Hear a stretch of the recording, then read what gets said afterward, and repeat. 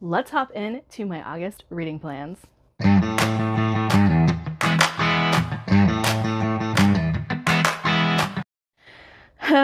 Okay, guys, my TBR has reached a very critical point. I don't know how else to say that. I am panicking, and there are many reasons for this, but you guys will see that I don't know what to do. I don't know what to do. I don't know what to read next, and I'm getting very anxious about it, and it's causing me to avoid this entire stack currently. So I'm making this video telling myself I'm gonna read these books. It's gonna happen. I'm gonna do it. So let's talk about the book I started. Shh, don't tell Cal I started it. Don't tell her. Don't tell her. My physical reading has taken a hit. We all know this. And my reading time has taken a hit. And so I've avoided saying that I've started this book because I know that I'm going to be reading it between the audios that I have, but I have started No Port in a Storm by Cal Black. We are back with Billy. I love her. She's one of my newest favorite characters. I'm sure you guys have seen that video already, but so if you do not know, No Port in a Storm is the follow-up to No Land for Heroes. No Land for Heroes is up here on my favorites shelf because I loved it. It is a fantasy western centering on an elven creature, Millie, who has kind of a dark past. The book starts out with a train robbery, and the person they have robbed is going to throw Millie into a landslide. Now, if you go and read my review for No Land for Heroes on Goodreads, Cal actually said, I want this as my blurb. So basically, it is a story about a woman with a dark past who has done everything in her power to make sure that she has her best life, surrounds herself with great friends, but when her past comes back to haunt her, her friends are there to say, hey, we will see you through this. You might need to become that dark figure from your past, but we will bring you back. And oh my gosh, the romance in this book is so cute. And I'm so excited for more. I'm so excited for more. Like, I just need more Millie in my life. But like I said, my physical reading time is going to crash really hard because my son is about to start school and he is being homeschooled again. So I am the teacher. I am the teacher. He does have his own teachers for the homeschooling portion of it. He will have video conferences with them and stuff like that. But while he is working at home, I am the one who has to stay on top of him to make sure he gets his work done. So there is that. But I'm so excited for this. You're going to notice a very large trend, and we will talk about that. I have some books that I need to finish. I have some books I need to read. I have some series I need to continue or finish. Now, this is a TBR that I put together, making myself finish series. This is what needs to happen. I do have two that are actually not parts of series, but I want to squeeze these in between the ones that I'm reading. And I say that this might be first book in a series. I'm not sure. It could be, or duology. I don't know. But I want to read The Foxglove King by Hannah Whitten. This has been on my TBR for quite some time. This was on my TBR before I got it from Fairy Loot. So yes, this is a special edition Fairy Loot book, but I wanted to read it because I really loved For the Wolf by Hannah Whitten. Wasn't the biggest fan of For the Throne, so I want a book that can redeem my love of For the Wolf. I did end up getting rid of that duology because I didn't like the way it ended. And so I want to squeeze this in at some point. And then I have a novella that I really want to get to. I've heard this is the most purple prose book you will ever read, but it's short. It is very short. Comfort Me with Apples, Catherine M. Valenti. And I've heard that I will like her writing. So that's kind of the reason that this is hitting this TBR, because I really want to read something by her and kind of decide for myself if I want to pick up more books of hers. Okay. On to the series I need to finish. I'm going to start with the young adult series that I need to finish. The first of those being the Remnant Chronicles. Yes. The Beauty of Darkness by Mary M. Pearson. This series has one of the most like original ideas I've ever seen in writing in the first book. In the first book, we have a princess who is about to be married off to cement an alliance with another nation, and she don't want to do it. So she runs away. Now that seems fairly generic, right? Well, the reason it's so original is because whenever she runs away, the prince that she was supposed to marry and an assassin go after her. And you don't know who is the prince and who is the assassin until the end of the book. Now, you can speculate all you want. You might think you've got it figured out. You might be wrong. And I think that that was just the coolest way to deliver a first book in a series, and it's so intriguing. And then the second book takes a fairly dark route in where she might end up being married off to some other prince to save herself, the people she loves, and build a different alliance than what the king actually wanted for her. So I've loved the way that this series has just taken things that we love in fantasy and really twisted them up. And yes, it's young adult, but it is so dang good. I do need to finish the series though, and I know that in this book, she's going to have to make some hard decisions. One, does she make a selfish choice, or does she choose the thing that would actually help everybody else and maybe make herself not so happy? But she's already run away once, so I think that she's going to be a little unselfish and kind of realize what she has done. But I'm so excited. I'm so excited for this, and I just need to get on it. I have talked before about my favorite YA book. It's not what everyone would think it would be. It's not Six of Crows, guys. It's not. It is The Other Side of the Sky by Megan Spooner and Amy Kaufman, and it is so good. It is so good. It is so underrated. Like, insanely underrated. And so I do need to finish the duology with Beyond the End of the World. These characters, oh my, they go through so much. And our main character, she has a character shift at the end of the first book that makes me like just, I'm dying to read this. I'm dying to read this. And so in this world, there is the elite city that is kind of floating above the earth, and they're very separate. The people who live on the earth kind of have this like native mentality, and then the people who live in the city above are very tech savvy, magic savvy, all sorts of things that keep their elite status. And our main character doesn't know much about the world above until one of the, I believe it's a prince from the kingdom above, comes down to earth, and they have to work with each other. And from the ending of the first book, we are probably going to be in a battle because our main character is ticked. She's ticked. So I'm very excited to see where this goes. A book that I've kind of put off because the second book kind of irked me a little bit, but that would be Obsidio, again, Amy Kaufman, but this is her writing with Jay Kristoff. I read Illuminae, absolutely loved it. And if you guys don't know, these are told via mixed media. And like, I loved it. I loved everything about it. It was a great book. And then I read Gemina. I did love that book. But what happened in Gemina that I think kind of soured my reading for this series is it was repetitive. Like, we already knew what happened in Illuminae, and they repeated events because they were giving the story of a different ship.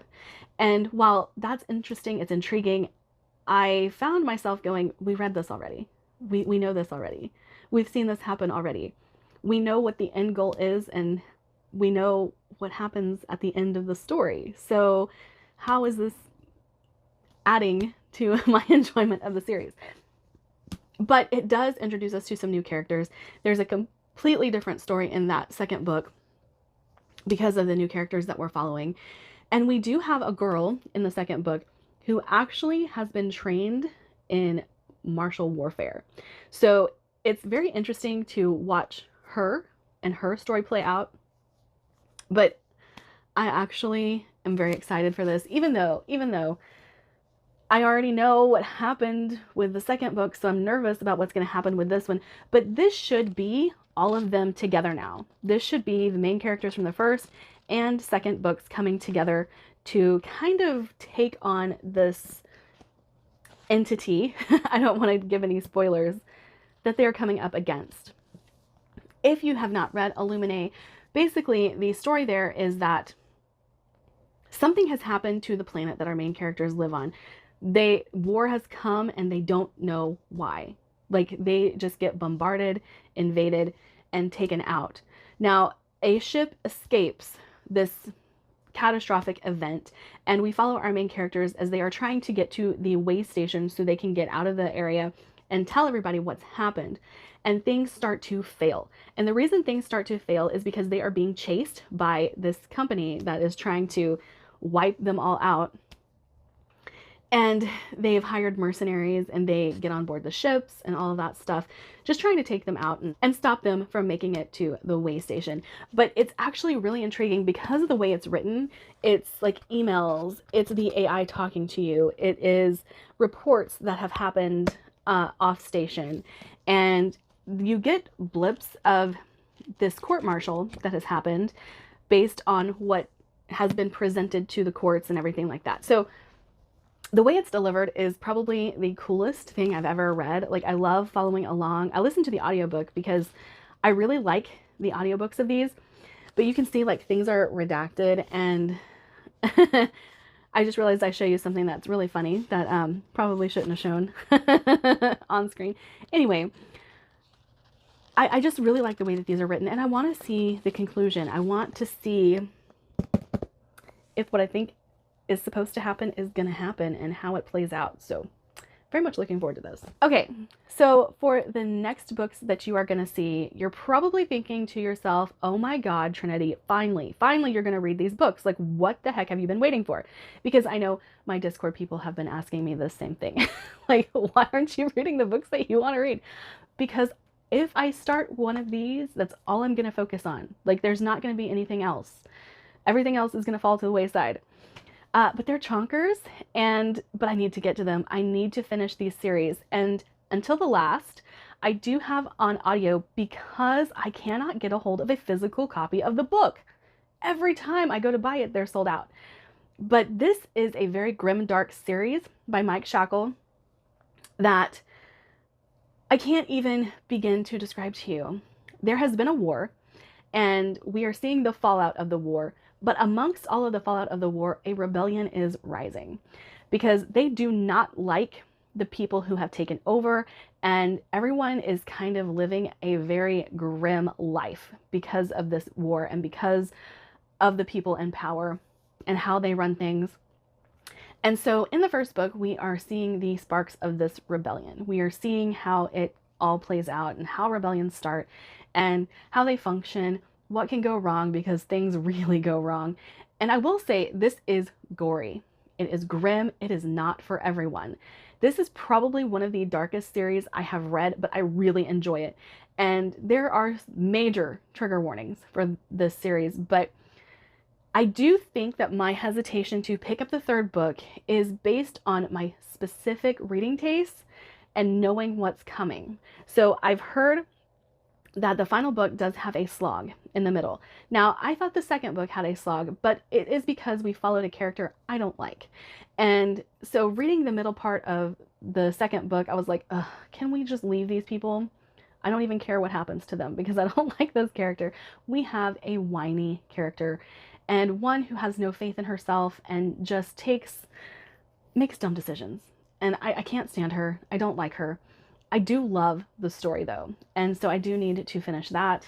So this one is, I'm solely waiting for the audio release because I want to immersive read this book, and it releases August 8th, so that will be the day I start this book, and that is Emperor of Ruin by Django Wexler. I've loved this series. I've talked about it a lot. Basically, it's what if the Jedi weren't the good guys. It is so good, and there are so many characters that I really love. One thing I can say about Django Wexler's writing, he is very purposefully descriptive. And when I say that, he doesn't give you these whole paragraphs of description. He finds a way to add it into the story so that you know what he's describing very well. You can imagine this world, but you're not getting hunks of description.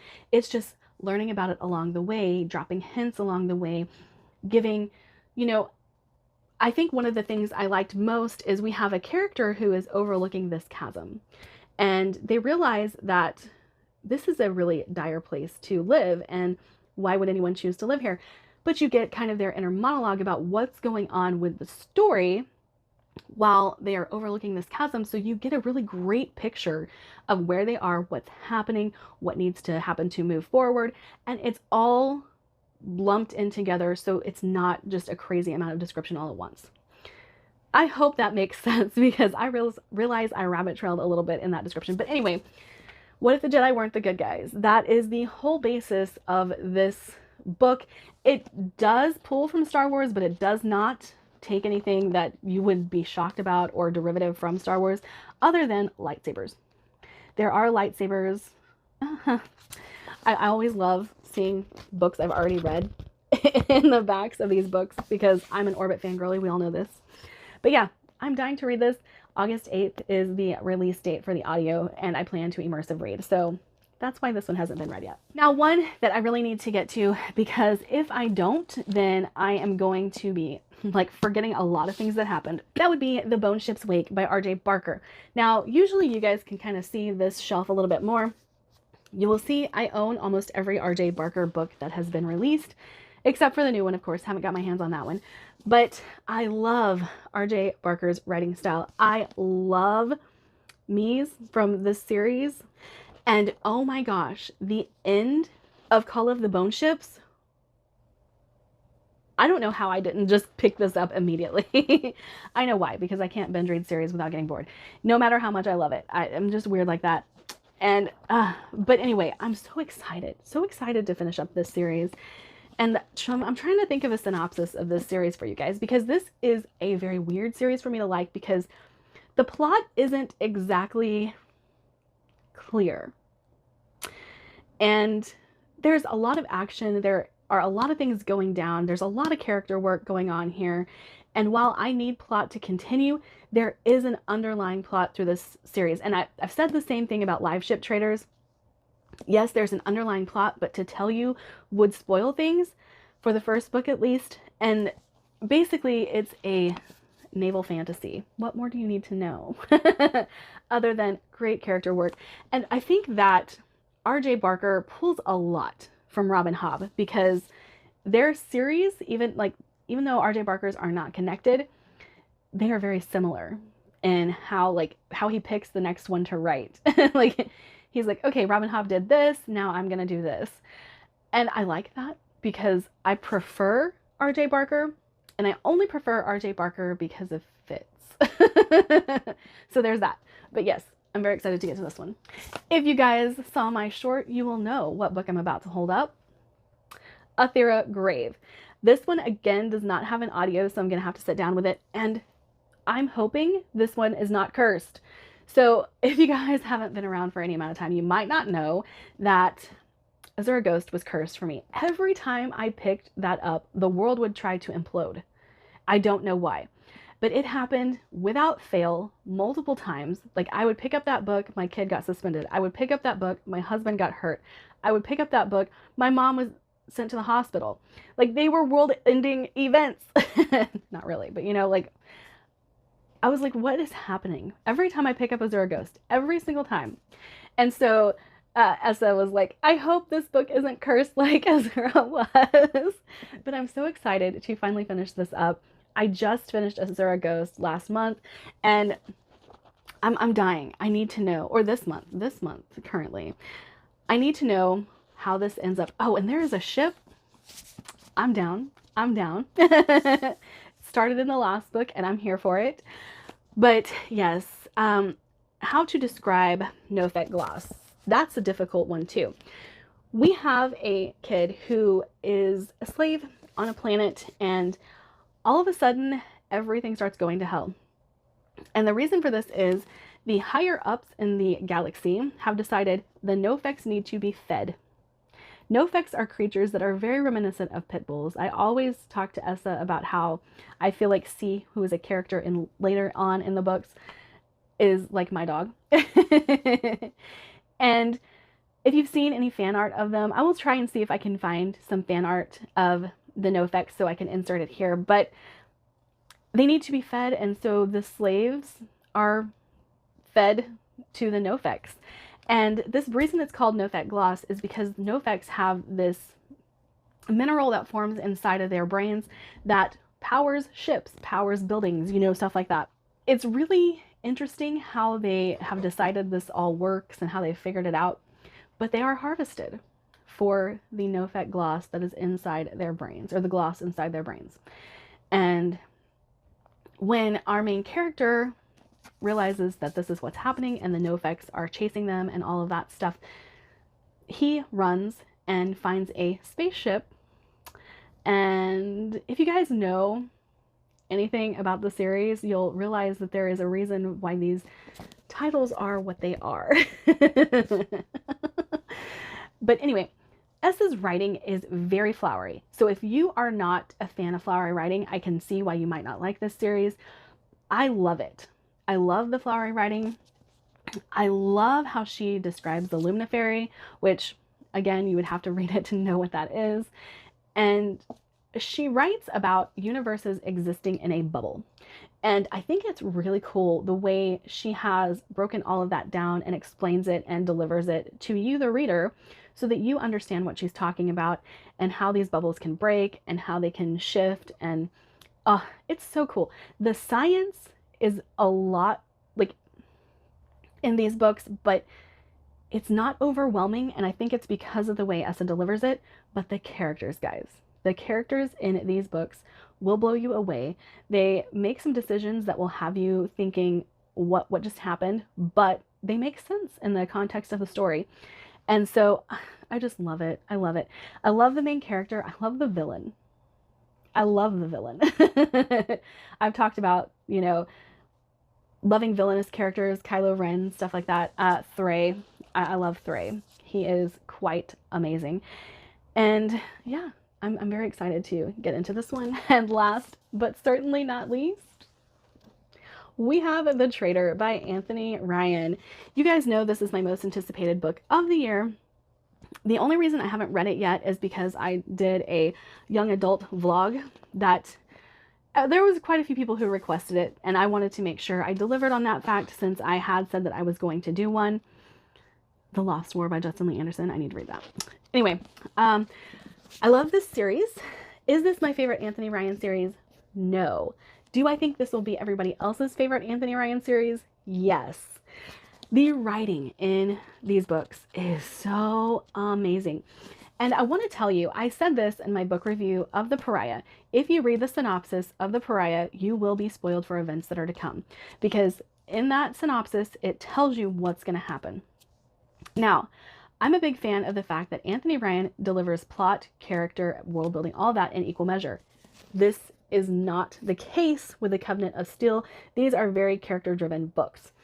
And while that's not my favorite, Anthony Ryan's writing style is my favorite. So that's what's kept my interest with The Covenant of Steel. I think I've given both The Pariah and The Martyr 5 stars. So we have Alwyn Scribe, who is a mercenary, I believe, who kind of just gets himself wrapped up in so many precarious situations that you're just like, what is happening with this guy? And I don't want to tell you what happens. I don't want to tell you what happens. So I would say go into these blind, because if you don't, there are major spoilers for what is to come. You can kind of guess by the titles, The Pariah, The Martyr, and The Traitor, what is actually going to happen with Alwyn Scribe. And I think that's all you need to know. I think that's really all you need to know, and to know Anthony Ryan's writing style is amazing. Now, I've said before with Django Wexler, deliberate description, Anthony Ryan is the king of that. And I recently found out one of my friends doesn't like his writing style. Breaks my heart, breaks my heart. And so, I mean, but I don't care. People like what they like, and it doesn't affect me. People hate what they hate. It doesn't affect me. I don't care. Obviously, my reading tastes are my reading tastes, your reading tastes are your reading tastes. But I do think overall, most people who read epic fantasy will really like this series. I've actually been trying to get Andrew from Wizardly Reads to read this series because he wasn't the biggest fan of Draconis Memoria, and I get it. I totally get it. But I told him whenever he picked it up, I was like, you're gonna like Covenant of Steel better. And he was like, well, I'm starting with Draconis. And I was like, okay. That is it for my video today. I hope you guys have a fantastic day. If you want to connect with me on any other platform, I have my Linktree link down below, and wish me luck because this is one heck of a TBR.